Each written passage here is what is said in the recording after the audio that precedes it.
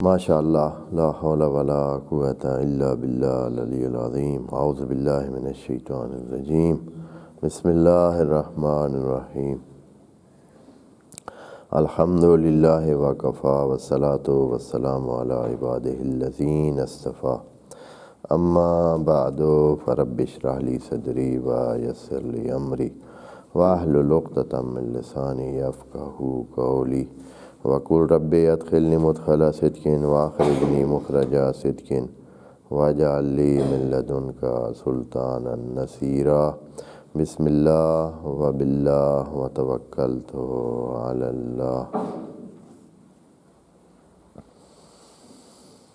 قال اللہ تبارک و تعالی فی سورۃ البقرہ آیت نمبر 255۔ اعوذ باللہ من الشیطان الرجیم بسم اللہ الرحمن الرحیم۔ اللہ لا الہ الا هو الحی القیوم لا تأخذہ سنۃ ولا نوم لہ ما فی السماوات وما فی الارض وعلیکم السلام من ذا الذی یشفع عندہ الا بإذنہ یعلم ما بین ایدیہم وما خلفہم ولا یحیطون بشیء من علمہ الا بما شاء وسع کرسیہ السماوات والارض ولا یؤودہ حفظہما وہو العلی العظیم۔ صدق اللہ العظیم۔ آیت الکرسی کے اس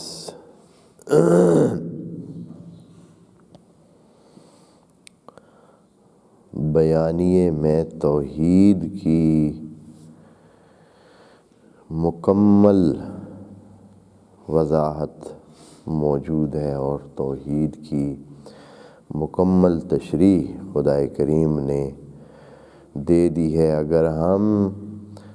آیت الکرسی کی صحیح انداز میں تدبیر اور تدبر اس میں کریں اور سمجھیں اور اس کے تمام جوانب کو کوشش کر کے اپنے ذہن تک پہنچائیں تو توحید کا جو مرکزی اور مین بیانیہ ہے وہ تمام ہمارے ذہن میں آ جائے گا، اور اس کے بعد انسان یقیناً ذہن یا عقیدہ جسے ہم کہتے ہیں یا فکر جو کہتے ہیں یا سوچ، یہی انسان کی زندگی کا امام ہوتا ہے اور اسی کے پیچھے انسان چلتا ہے۔ جو کچھ ہم کر رہے ہوتے ہیں اپنے ذہن اور سوچ کے مطابق کر رہے ہوتے ہیں، ہم جس کو ٹھیک سمجھ رہے ہوتے ہیں اسی کو ہی انجام دے رہے ہوتے ہیں۔ تو اگر ہم توحید کو صحیح سے سمجھ لیں اور تمام جو کائناتی وجود ہے اس کا ربط توحید کے ساتھ کیا ہے اس کو اگر سمجھ لیں تو پھر ہم اپنے آپ کو بھی پا لیں گے کہ ہماری جگہ اس سارے مجموعے میں، اس تصویر میں ہماری جگہ کیا ہے اور ہمیں کیا کرنا چاہیے تاکہ یہ تصویر خوبصورت ہو اور ہم بھی اس تصویر میں اچھی جگہ بنا سکیں، اور ایسا نہ ہو کہ ہم اپنی مطلوبہ جگہ پہ نہ ہوں بلکہ تصویر میں اور کائنات کے اس مجموعے میں ہماری جگہ وہ ہو جو ہماری ناخواہ ہے، جس کو ہم نہیں چاہتے۔ تو اس تصویر کو پہچاننے کے لیے، اس مصور کو پہچاننے کے لیے یہ آیت بڑی کارگر ہے، اور اس میں جو مطالب ہیں وہ بہت دھیان سے رکھے ہوئے ہیں۔ پہلے سے جہاں سے شروع کیا تھا اللہ نے کہ اللہ ایک ایسا وجود ہے جس کے سوا کوئی معبود نہیں ہے، اور معبود ہونے کے لیے رب ہونا ضروری ہے، رب ہونے کے لیے خالق ہونا ضروری ہے، خالق ہونے کے لیے عالم اور قادر اور حی ہونا ضروری ہے۔ الحی القیوم، وہ حی قیوم ہے۔ لا تأخذہ سنۃ ولا نوم، یہ ایک ایسا وجود ہے جو ہے تو پھر ہے، بس وجود اور فل وجود اس کی خاصیت ہے۔ لا تأخذہ سنۃ یعنی کوئی سستی، کوئی کمزوری، کوئی کچھ یا نوم، یعنی استراحت کی بھی ضرورت نہیں ہے، نہ یہ کہ وہ سست نہیں ہوتا بلکہ استراحت کی اسے ضرورت نہیں ہے، یعنی وہ جس طرح پہلے دن ہے، جس طرح وہ اول تھا آخر میں بھی وہی ہے، اس کا اول اور آخر میں فرق نہیں ہے۔ لا تأخذہ سنۃ ولا نوم لہ ما فی السماوات وما فی الارض، جب وہ ہے تو تمام جو کچھ آسمان و زمین میں ہے اس کی ملکیت اس کی ہے، اور کچھ بھی کچھ عمل نہیں کر سکتا اس کی اجازت کے بغیر۔ من ذا الذی یشفع عندہ الا بإذنہ، کوئی چیز بھی جڑ کے کوئی اور چیز نہیں بن سکتی، کچھ بھی نہیں ہو سکتا اس کی اجازت کے بغیر، یعنی حتیٰ جو دو ہونا چاہتے ہیں دو بھی نہیں ہو سکتے ہیں، یشفع نہیں ہو سکتے ہیں، یعنی دو بھی نہیں بن سکتے ہیں، کسی کا کسی چیز کے ساتھ جڑنا کا عمل بھی اس کی اجازت کے بغیر نہیں ہو سکتا۔ یہ نہیں ہے کہ جو بھی چاہے تو جیسے بھی چاہے چلے ہو جائے گا، بس نہیں، وہ جو جڑتا ہے، وہ جو ایک عمل واقع ہوتا ہے، خود جڑنے کی اجازت بھی وہ دیتا ہے، پھر جڑنے کے بعد اس کو عمل کی اجازت بھی دیتا ہے، تو پھر جا کر وہ کسی نتیجے پہ پہنچتی ہے۔ یہاں پھر سے سوال یہ پیدا ہوتا ہے کہ اے اللہ، جو چیز ہمارے سامنے ہے، جو کائنات ہمارے سامنے ہے، کم از کم یہی جو سامنے ہے، ہم جتنا تھوڑا بہت جانتے ہیں، یہ بھی اتنی زیادہ ہے، اتنی وسیع ہے، اتنی باریک ہے، اتنی ظرافت ہے اس میں، اتنی پیچیدگیاں ہیں اس میں، اتنا کچھ ہے کہ انسان اپنی زندگیاں، ایک انسان کی زندگی تو 90 سال ہوتی ہے، لیکن انسان کی زندگی کروڑوں سال ہے۔ ایک فرد کی زندگی کیا ہے؟ 90 سال، 70 80 90 سال، 100 سال، لیکن انسان بطور انسان اور انسان کی معلومات اور اس کی کارکردگی کی زندگی کتنی ہے؟ کروڑوں سال، کروڑوں سال سے انسان کام کر رہا ہے، یعنی اس طرح کہہ لیں کہ وہ انسان جو پہلے تھے جن کو ہم نہیں جانتے ہیں، جو اس سے بھی پہلے زندگی کر گئے ہیں، کرۂ ارض پر انسانوں کے ڈھانچے ابھی جو ملے ہیں وہ بعض اوقات 10 20 ملین سال پہلے کے بھی ہیں، یعنی 1 کروڑ سال کے پہلے کے بھی ڈھانچے موجود ہیں، انسانوں کے ڈھانچے۔ چاہے ہماری تاریخ جو ہم پہچانتے ہیں تاریخ، وہ تو 7 8 ہزار 9 ہزار سال سے زیادہ نہیں ہے، اس سے پیچھے کی ہمیں پتہ نہیں ہے کیا ہوا ہے۔ ہاں، وہ جو آثار زمین میں پڑے ہیں ان کو دیکھ کر پتہ چلتا ہے کہ نہیں، یہ زندگی یہاں موجود تھی، اور انسانی زندگی بھی اس سے پہلے، بہت پہلے سے موجود۔ بس انسانی زندگی کروڑوں سال، یا چلو کروڑوں نہ صحیح تو ہم لاکھوں سال پر کہہ لیں، لاکھوں سال پر مبنی زندگی ہے۔ یہ زندگی ساری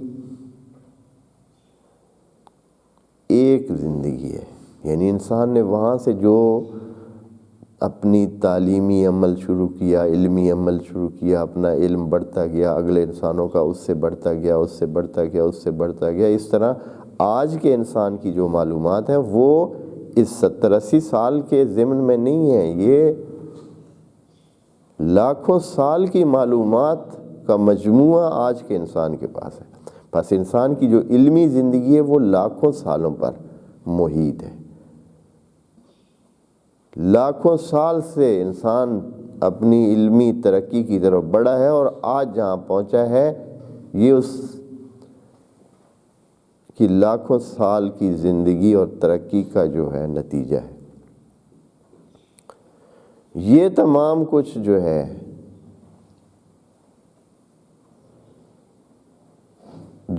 انسانوں کے پاس، جب ہم اس کو دیکھتے ہیں تو یہ تو کچھ بھی نہیں، یعنی اب تک انسان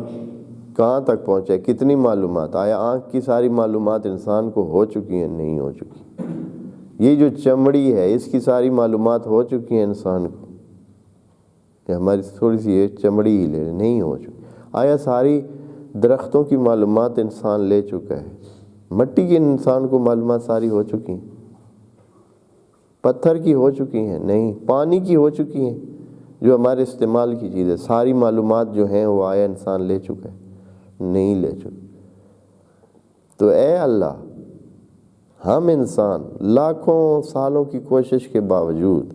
ہمارے پاس عقل ہے، ہمارے پاس اچھی خاصی سمجھ کی وہ ہے تو نے جو دی ہوئی، مشینیں ہیں، پتہ نہیں کیا کیا کیا انسان نے بنائے ہوئے طریقے، پھر بھی ابھی کوئی خاص ہم نہیں پہنچے۔ اے اللہ، تو جو خالق ہے، تو جو کہہ رہا ہے لہو ما فی السماوات و ما فی الارض، تیری معلومات کتنی ہے؟ تو جانتا ہے سارے اس جو سلسلے جس کو کہہ رہا ہے، یعنی ہمارے لیے تصور بھی نہیں ہو سکتا ہے کہ ہم مثلا جانیں۔ ہم تو صرف بوٹوں کے نام تک نہیں جانتے۔ ہم مثلا ابھی آپ کو میں کہوں یا کسی بھی بہت بڑے حتی جنگل مان بندہ ہو، ایک جنگل میں کام کرنے والا ہو، ایک حکیم ہو جس کو ممکن ہے کہ سینکڑوں بوٹیوں کا نام آتا ہے، لیکن اس کو کہیں کہ آپ کو ساری بوٹیوں کے نام آتے ہیں یا کتنے آپ جانتے ہوں گے، یہ جو پودے جڑی بوٹیاں وغیرہ ہیں ان میں سے کتنوں کو آپ جانتے ہوں گے، یا یہ اس میں سے کتنے ہوں گے جو دنیا میں ہیں؟ ہو گئے گا کہ مجھے تو قطرہ معلوم ہے، سمندر سے قطرے کے برابر ہمیں معلومات ہیں، حالانکہ اس کو کتنے سینکڑوں بوٹیوں کے نام آتے ہوں گے۔ آیا ہم سارے پرندوں کو جانتے ہیں؟ سادہ سی بات، آیا سارے حیوانات ہم جانتے ہیں؟ چرند پرند حیوانات درخت بوٹے، آیا ہم سب صرف چلے ان کی تحقیق نہ صحیح، اس کے اندر تک وہ جو تفصیل ہے وہ تو جانتے ہی نہیں ہیں ہم، صرف آیا ان کی ظاہری یہ جانتے ہیں کہ کون کون سے ہیں، کتنے حیوانات ہیں، کتنے پودے ہیں، کتنے قسم کے پودے ہیں، کتنے قسم کے پھل ہیں، حتیٰ یہ پھل جو ہم کھاتے ہیں کتنی قسم کے، آیا سارے ہم نے دیکھے ہوئے؟ سب کو ہم جانتے ہیں؟ سب کے نام جانتے ہیں؟ نہیں جانتے۔ یعنی ہماری معلومات کتنی کم ہیں۔ تو اے اللہ، اتنے ہیں، تیری معلومات کا کیا اندازہ ہے؟ تو خدا کریم یہاں اس سوال کا جواب دیتے، یعنی یہ مشکل چیز لگ رہی ہے ہمیں کہ اتنی چیزوں کی معلومات، اور وہ بھی کتنی ڈیٹیل میں ان کی معلومات ہے، کتنی تفصیل ہے، ہر چیز کی معلومات کی تفصیل ہے اتنی کہ انسان بیٹھ جائے تو یعنی وہ ختم نہ ہونے والی تفصیلات، اتنے زاویے۔ ایک دن مجھے ایک دوست بتایا تھا کہ ہماری آنکھ میں 25 پردے ہیں، اور 25 پردوں میں ان کو یہ جو ابھی آپریشن ہوتا ہے تو وہ ایک چھلکا اتار دیتے ہیں، پھر وہ آدمی بہتر دیکھتا ہے۔ بعض کے 2 چھلکے اتار دیتے ہیں، ضرورت پڑتی ہے تو تیسرے چوتھے آپریشن میں اور چھلکے اتار، اس طرح یعنی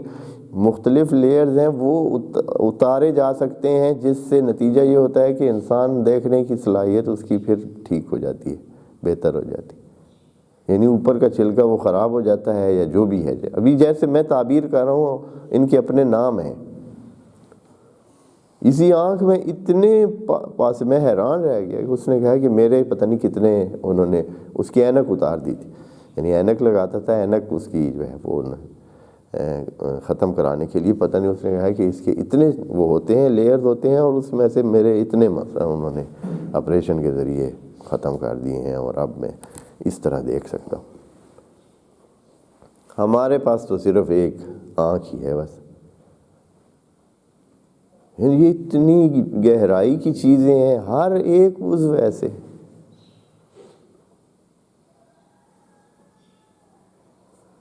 یہ آپ جانتے ہیں کہ آپ مثلا ابھی یہ جو ہے ہمارے پورے جو ہیں اس میں کتنی ظرافت ہے اور کتنی اختلاف ہے، اور ہر ایک کی پورے جو ہے وہ دوسرے کی پوروں سے کیا ہے، مختلف ہے۔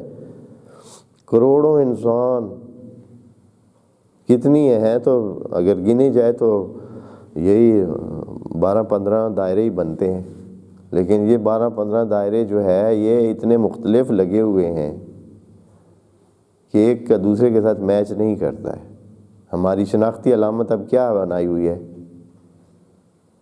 یہی انگوٹھا جو ہے آپ لگاتے ہیں، پتہ چلتا ہے کہ یہ وہ انسان ہے،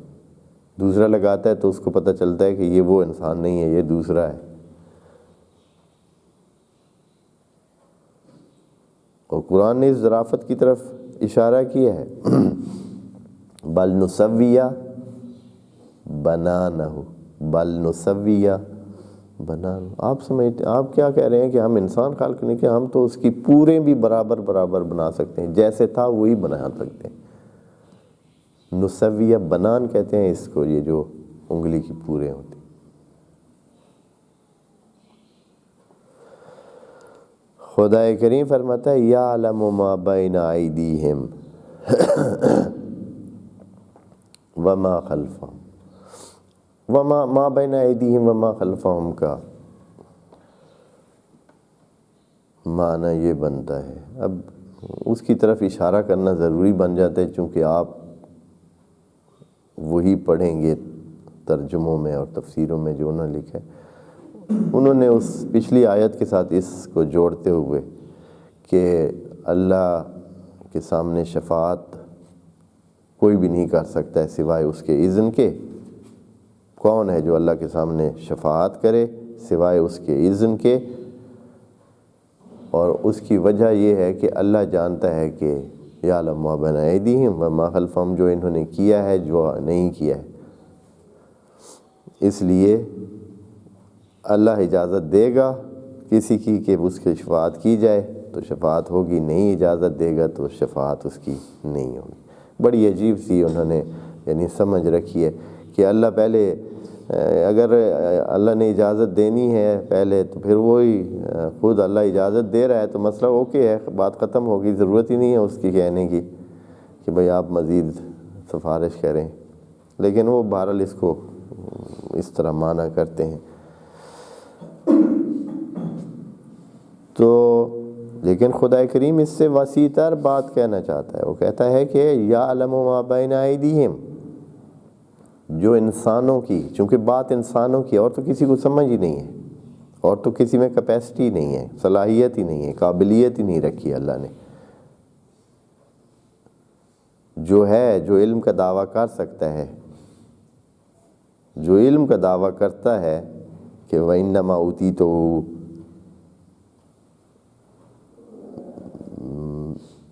آگے آیت ہے کہ اس نے دعویٰ کیا کہ یہ میں جو تمام میری دولت ہے یہ میرے علم کی وجہ سے ہے، تو علم کا دعویٰ کرتا ہے انسان، تو یہ جو علم کا دعویٰ کرتا ہے تو خدا کریم فرماتا ہے کہ یعلم ما بین ایدیہم، جو ان کی سمجھ میں ہے۔ ما بین اید کہتے ہیں جو آپ کی رسم ہے، دسترس میں ہو، ما بین اید میں یعنی جو آپ کی دسترس میں ہو، جو آپ کے سامنے ہو، جو آپ کر سکتے ہیں، جو آپ نے کیا ہے، یہ سارے معنی اس ما بین ایدیہم میں موجود ہیں، یعنی آپ کی دسترس میں ہے، جو کچھ آپ کی دسترس میں ہے، جو انسانوں کی دسترس میں وہ تو اللہ جانتا ہی ہے۔ وما خلفہم، اور جو ان کی دسترس سے دور ہے۔ خلفہم کا معنی انہوں نے تو یہ کیا ہے کہ جو ان کے پیچھے ہے، جو ان کے سامنے ہے اس کو بھی اللہ جانتا ہے، جو ان کے پیچھے ہے اس کو بھی اللہ جانتا ہے۔ عام معنی اس کا یہی کیا جا رہا ہے۔ میں اس کا معنی آپ کے سامنے رکھتا ہوں، کون ہے جو اس کی مجاز جو کچھ لوگوں کے روبرو اور جو کچھ ان کے پیچھے ہے ان سب سے واقف ہے۔ یہ سادہ سا معنی جو بھی پہلا معنی اس کا یہ ہے یعلم ما بین ایدیہم، جو انسانوں کی دسترس میں ہے اس کو بھی اللہ جانتا ہے، اور جو ان کی دسترس میں نہیں ہے، وما خلفہم یعنی جو ان سے دور ہے، جو ان کے خلف میں، جو ان کی دسترس میں نہیں ہے، جس تک انسان پہنچ ہی نہیں سکتا، اس کو بھی جانتا ہے اللہ۔ بس تمام کو جانتا ہے، یعنی مجموعے کو بتانے کے لیے اللہ نے یہ جملہ استعمال کیا، ما بین ایدیہم وما خلفہم۔ اس کی تفصیل اس سے بڑھ کر کیا ہے، دو متضاد چیزیں جب شامل کی جائیں تو سارا مجموعہ آ جاتا ہے، ہر چیز یا رنگدار ہوگی یا بے رنگی ہوگی، کوئی چیز اس میں رہ گئی ہے، ہر چیز یا تر ہوگی یا خشک ہوگی، اس میں کوئی چیز رہتی ہے، سارا جہان آ جاتا ہے۔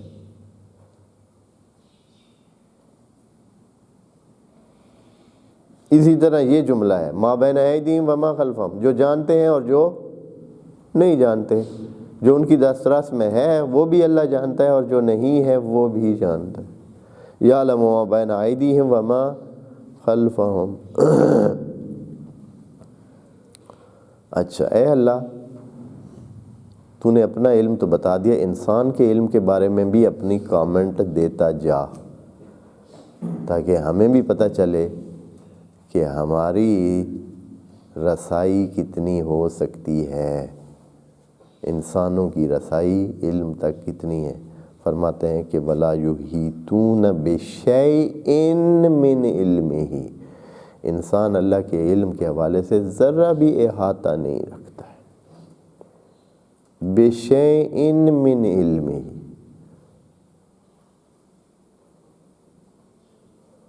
کچھ بھی نہیں جانتا ہے، کچھ بھی۔ ہاں پھر تھوڑا سا کہا الا بما شاء، صرف اتنا جتنا اللہ چکا پھکا دیتا ہے اتنا جانتا ہے، اور ہے بھی ایسے ہی۔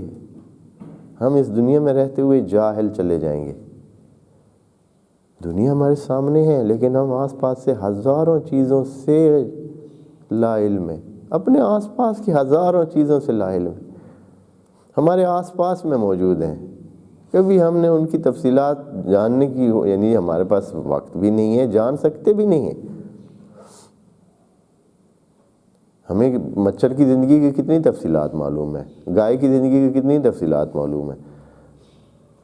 ہمارے آس پاس میں کتنی، مثلا ہر چیز، یہ اس نام لے رہا ہوں کہ جو ہمارے آس پاس میں چیزیں موجود ہیں ان کی تفصیلات کتنی ہمیں معلوم ہے، حتیٰ ہمارے استعمال کی چیزیں کیسے بنی ہیں، مثلا صابن استعمال کرتے ہیں کیسے بنا ہے، یہ کس چیز کی تفصیلات کیا ہیں، کس طرح بنا ہے، کبھی سوچا ہے کہاں سے بنا ہے، کس چیز سے بنتا ہے؟ بہت سارے دوستوں کو پتہ ہی نہیں ہوگا کہ صابن کس چیز سے بنتا ہے۔ اسی طرح دوسرے جتنی استعمال کرتے ہیں، صبح شام استعمال کرتے ہیں، بعض اوقات کپڑے پہنتے ہیں، بھئی یہ کپڑے کس سے بنتے ہیں؟ سب کہیں گے کہ یہ جو ہے نا روئی سے بنتے ہیں۔ بھئی روئی سے بنتے تھے، وہ بھی ہیں اب تھوڑے بہت، لیکن اب تو یہ پیٹرول سے بنتے ہیں۔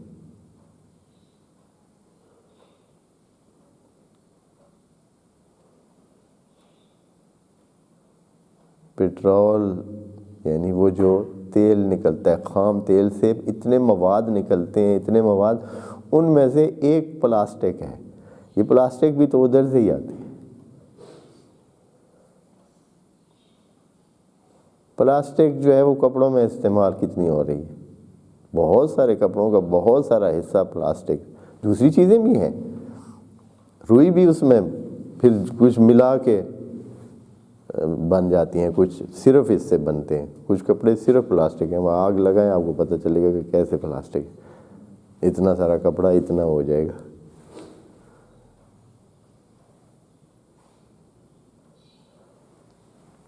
پتہ نہیں ہے ہمیں حتیٰ اپنے آس پاس میں موجود چیزوں کا، ہمیں اپنے بال کی معلومات ہیں، صرف سر کا ایک بال جو ہے یہ کتنا، یہ پوری ایک ہسٹری، اس میں انسانی زندگی کی ہسٹری اس کے اندر ہوتی ہے، جن کو پتہ ہے ان کو پتہ ہے کہ بھئی ایک بال میں انسان کی جتنے دنوں کا بال ہوتا ہے اتنے دن کی ہسٹری اس میں موجود ہوتی ہے۔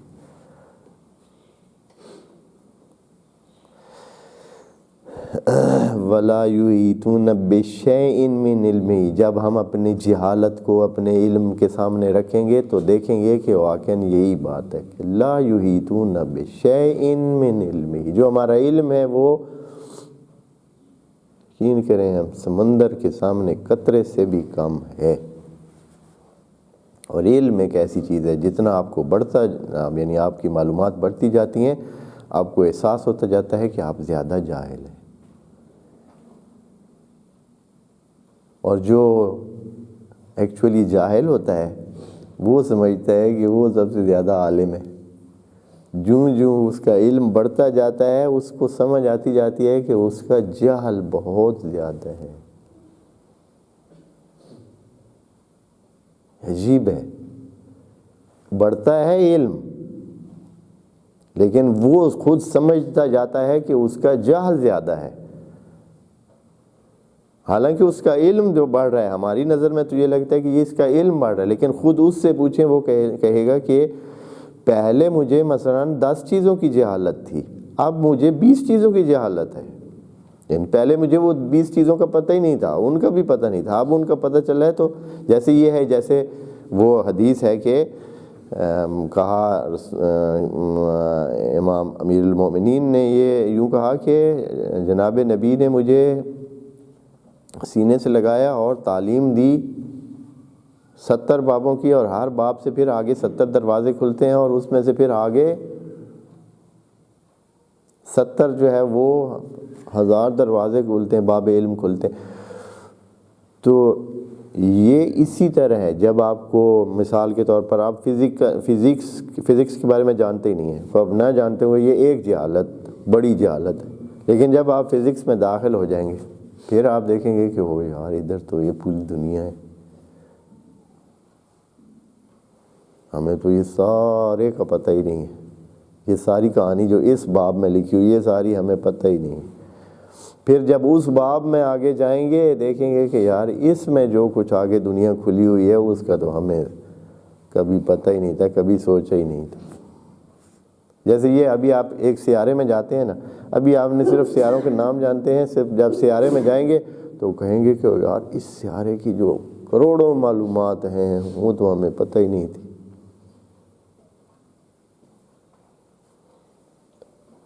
جس سیارے میں جائیں گے آگے ایک دروازہ کھولیں گے، آگے سے 70 دروازے اور کھل جائیں گے کہ بھائی یہ چیزیں بھی معلومات ہیں، یہ ہمیں پتہ ہی نہیں ہے۔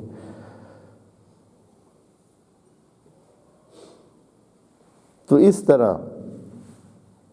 خدا کریم فرماتا ہے وَلَا يُحِيطُونَ بِشَيْءٍ مِّنْ عِلْمِهِ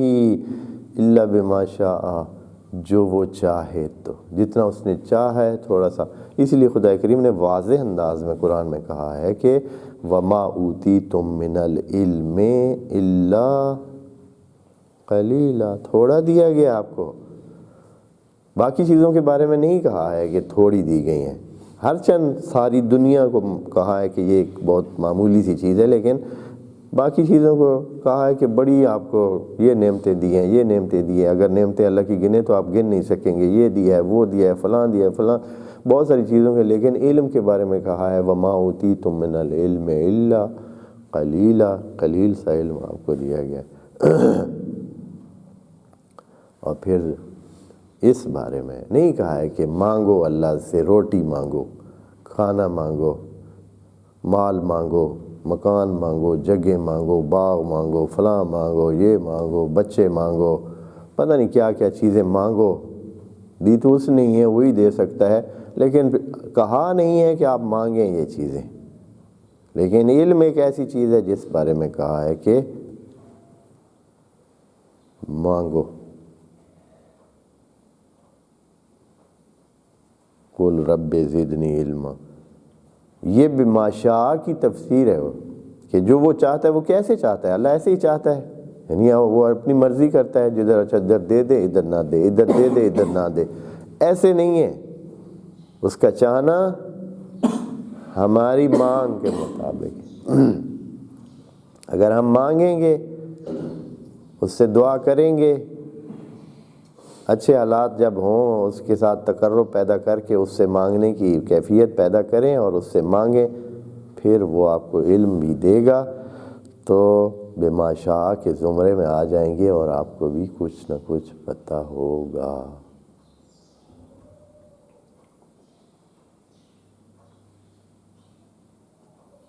لیکن یہ چیزیں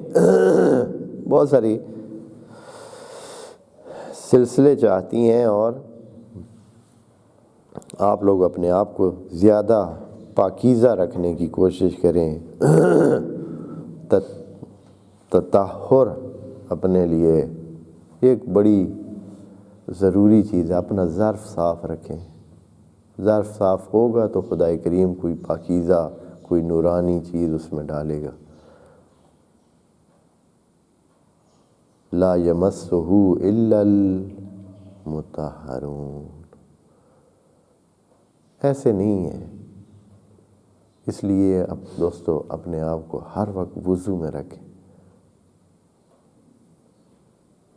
ہر وقت اس سے مانگیں، ہر وقت علم کی تلاش میں رہیں، اس سے بھی مانگیں۔ کتابیں پڑھنے سے نہیں ہوتا ہے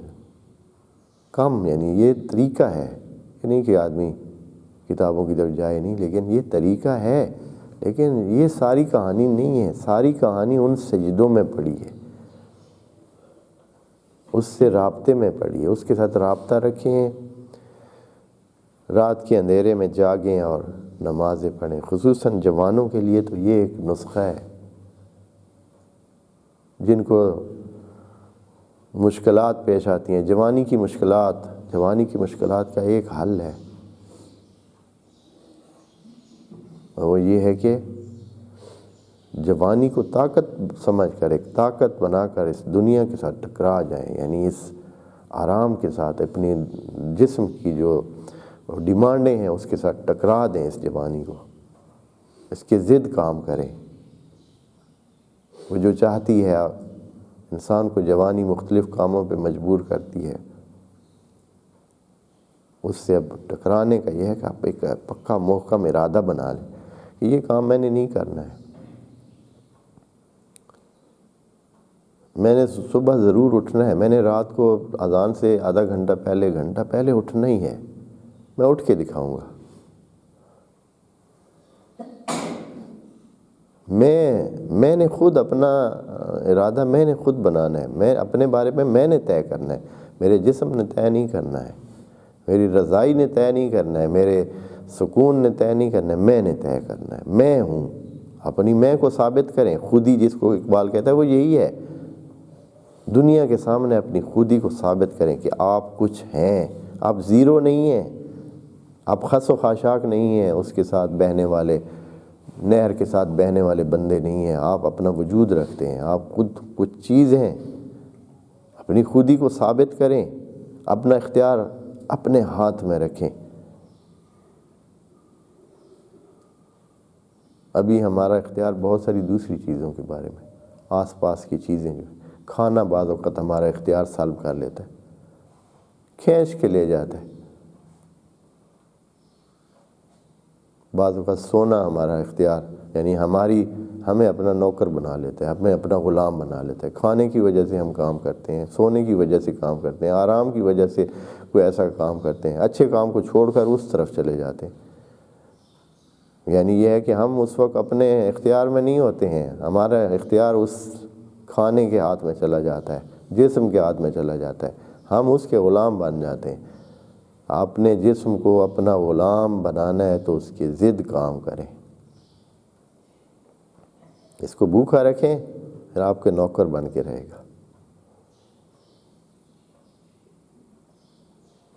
کھانا کم کھائیں، پھر آپ کو تکلیف نہیں دے گا، معافیاں بھی مانگے گا اور کہے گا کہ چلیں جس طرح آپ کہتے ہیں کر لیتے ہیں۔ لیکن اگر آپ نے اپنے جسم کو پالا، اس کو بھرا، اس کو طاقت دی، آپ پر جیسے کہتے ہیں نا کہ سر چڑھ کے بولے گا، پھر اپنی مرضی کرائے گا، پھر آپ کو اپنا نوکر بنا کے ہی رکھے گا۔ اس لیے کہ آپ نے اس کو پال جو رکھا ہے، آپ نے اس کو فل اس کی سیٹسفیکشن کے مطابق اس کو دی ہوئی ہے فیسلٹی، اب وہ صحیح تر و تازہ ہے، ٹھیک ہے، وہ چاہتا ہے آپ یہ کریں، آپ بھی کہتے ہیں ٹھیک ہے، اسی طرح ہی کریں گے، اور کیا کر سکتے ہیں، ہم آپ کے نوکر جو ٹھہرے۔ لیکن اگر آپ اپنے آپ کو طاقتور بنائیں اور جسم کو اپنا تابع بنائیں، آسان کام نہیں ہے۔ ہاں، اگر 99 یعنی لاکھ میں 99,000 یا اس سے بھی زیادہ جو ہے، یعنی 99%، یا جو کہیں کہ 99.9% لوگ گرے ہوئے ہیں جسم کے سامنے۔ ایسے نہیں ہے کہ آپ کہیں گے اچھا میں کل سے بس ٹھیک ہے جی، اس کے لیے محنت کرنی پڑے گی، پھر جا کر آپ بھوکے بھی ہوں گے، چاہتے بھی ہوں گے اندر سے، کھانا بھی ریڈی ہوگا، لیکن اپنی عزت بچانے کے لیے اپنا وقار بچانے کے لیے آپ صرف نظر کر کے چلے جائیں گے. لیکن اگر ایسے نہیں ہوگا، جسم آپ پر حاوی ہوگا، ڈھیٹ بن کے ادھر بیٹھ کے، چاہے تھوڑا سا کسی سے چھیننا بھی پڑے، کھینچنا بھی پڑے، کھینچ کے کھا کے چلے جائیں گے.